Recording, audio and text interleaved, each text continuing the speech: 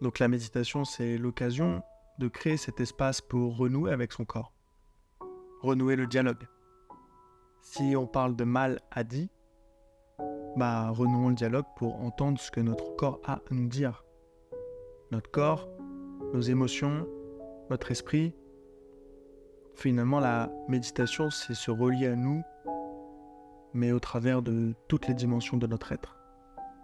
Tu vois, la méditation, tu te poses, tu fais rien. Le premier geste, le premier mouvement de la méditation, c'est de se poser. Que ce soit allongé, que ce soit assis sur une chaise ou sur le sol, et de fermer les yeux.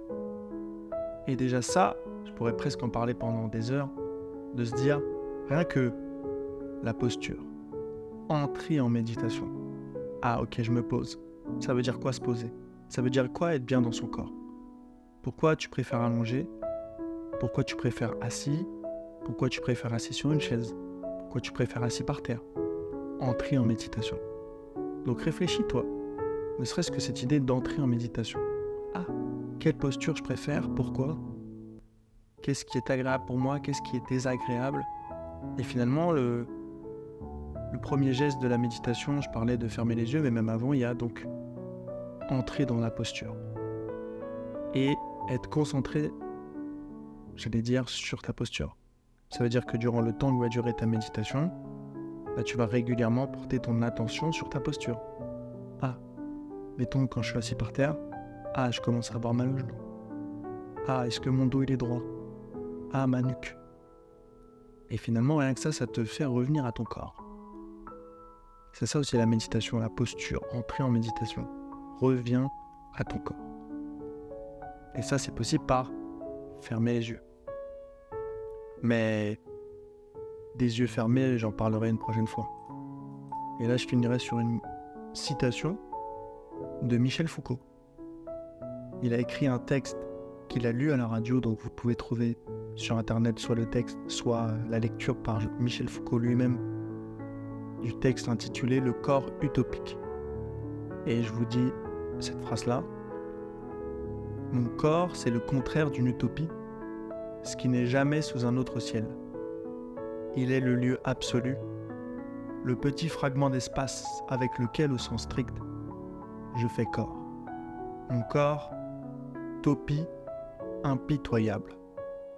C'est exactement cela, mon corps, le contraire d'une utopie. Ouais, parce que mon corps est bel et bien réel, au sens même étymologique de réel, en latin c'est la chose. Donc mon corps est une chose, est matérielle. Même si la plupart du temps, en tout cas en Occident en 2024, on ne prête pas attention à notre corps, d'où toutes les maladies, on n'a aucun dialogue avec notre corps. Puisqu'on passe toute la journée soit dans notre tête, soit on est affairé au taf. Même quand on est dehors, il y a tellement de stimulation que notre attention s'en va partout, sauf dans notre corps. On est attentif à tout, sauf à nous. On est attentif à tout, c'est-à-dire à rien. Rien d'absolu, puisque tout est éphémère. Ce à quoi on porte notre attention, si ce sont les distractions, si ce sont les publicités, si ce sont les stimuli des gens qui passent, de la foule dans laquelle on est lorsqu'on va au taf, si on prend les transports en commun. Même la musique, c'est une note puis une autre, mais chaque note dure moins d'une seconde. Donc la musique est éphémère. Tandis que notre corps, comme dit Foucault, est le lieu absolu.